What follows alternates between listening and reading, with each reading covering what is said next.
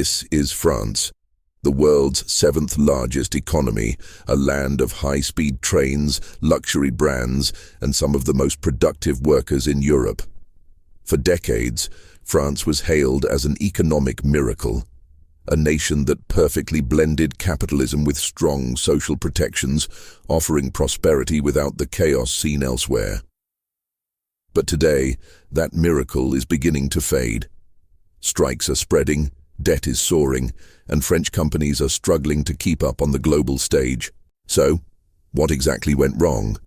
And how did one of Europe's greatest success stories start to unravel? To understand the present-day struggles, we first have to understand the miracle itself. After World War II, France was in ruins, but it rebuilt with astonishing speed. During the Trente Glorieuses, the 30 glorious years from 1945 to 1975, the country experienced unprecedented growth. Factories roared to life, infrastructure expanded across the nation, and living standards for the average citizen tripled. The government made massive investments in energy, transport, and education, while social protections like generous pensions and universal healthcare created a bedrock of stability for millions. By the 1980s, France had transformed into an economic powerhouse. It balanced strong labor rights with world-leading industries in aerospace, fashion, and agriculture.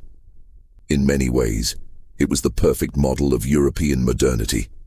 But that model depended on one crucial thing: continuous, robust growth. And then, the growth stopped. After the 2008 financial crisis, France's economy hit a wall. Growth slowed to a crawl.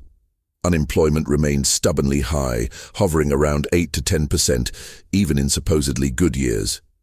At the same time, public debt began its relentless climb, eventually surpassing 100% of the country's entire economic output. Productivity, once the pride of the French workforce, flatlined. As globalization intensified, many French industries found they couldn't compete with cheaper manufacturing from abroad. While neighboring Germany doubled down on exports and ruthless efficiency, France became more and more dependent on government spending just to keep the economy afloat. The miracle model was no longer creating miracles, it was just maintaining an illusion of stability. If there's one thing modern France is famous for, it's protests.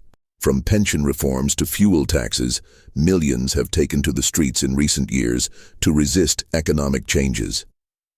But these protests aren't just about specific policies. They reflect a much deeper issue.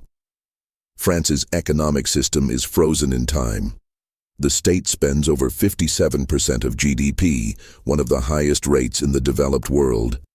Pensions, healthcare, and subsidies protect citizens, but they also drain public finances and stifle flexibility. When President Macron attempted to raise the retirement age from 62 to 64, it sparked nationwide strikes that paralyzed the country, shutting down schools, airports, and public transport. The bitter irony: without reform, analysts predict France's pension system could collapse under its own weight within 2 decades. It is a fundamental clash between the comfort of the old system and the harsh demands of a changing world. Adding to the pressure, another blow came from an unexpected source: the energy crisis. France once boasted one of the most reliable and affordable energy systems in the world, thanks to its massive investment in nuclear power. But years of neglect, maintenance delays, and political indecision have eroded that advantage. In 2022, a shocking reality hit. Half of France's nuclear reactors were offline for repairs. This forced the country to import energy for the first time in decades, sending electricity prices soaring. Meanwhile, French manufacturing, from iconic car brands to electronics, has been steadily losing ground to competitors in Asia and Eastern Europe. The industrial jobs that once supported a thriving middle class have vanished, and with them, the engine of productivity growth has stalled. France's economy isn't collapsing in a sudden dramatic fashion. Instead, it's slowly losing the very engines that once made it so strong. The French model of social capitalism faces another monumental challenge. Globalization no longer rewards moderation. While the US and China pour trillions into tech and defense, and Germany focuses relentlessly on its export machine, France sits uncomfortably in the middle, cautious, bureaucratic, and internally divided. Startups complain about a suffocating web of over-regulation. Corporations face some of the highest tax burdens in the OECD, and when it comes to attracting foreign investment, many global firms choose other European markets over France. Even French industrial giants like Renault, TotalEnergies, and Airbus are now investing more money outside of France than inside it. In short, the world is changing much faster than France seems willing to adapt. And then there's the elephant in the room: the debt. France's national debt has climbed past a staggering 3 trillion euros, or roughly 112% of its GDP. While that's not an immediate catastrophe, it severely limits the government's ability to respond to future crises. The country's budget deficit remains stubbornly high, and as global interest rates rise, the cost of servicing that debt is set to skyrocket. This year alone, France will spend more on interest payments than on its entire education budget. That means less money for investment and more dependence on borrowing just to stay afloat. The miracle economy that once paid for everything is now living on borrowed time. For ordinary French citizens, these are not just abstract numbers on a spreadsheet. This is their daily reality. Energy bills are higher, the cost of groceries keeps rising, and for many, wages have barely budged in years. Youth unemployment remains alarmingly high at around 17%, forcing many talented young professionals to look for opportunities abroad. And when people lose faith in the economic system, they often turn to political extremes, a trend France is witnessing with each passing election. Economic frustration is fueling political polarization, and that is perhaps the greatest danger of all. So, is France doomed? Not necessarily. The country still possesses enormous strengths.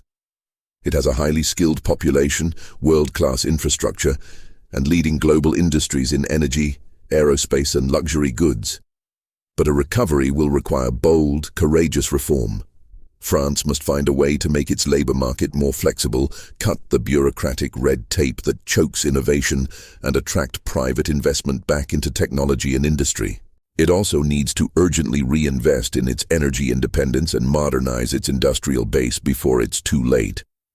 France doesn't need another miracle. It needs a complete reinvention. The story of France's economy isn't one of failure, but one of transformation. From the ashes of World War II, France built one of the most successful economic systems in modern history. But every model has an expiration date. What worked in the 20th century is no longer sufficient for the 21st.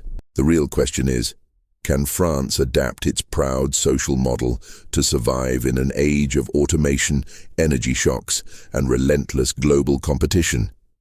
Because if it can't, the miracle that once defined a nation may quietly disappear into the pages of history. Thanks for watching. If you enjoyed this deep dive, make sure to subscribe for more stories about how nations rise, fall, and reinvent themselves. Until next time, stay informed and stay curious.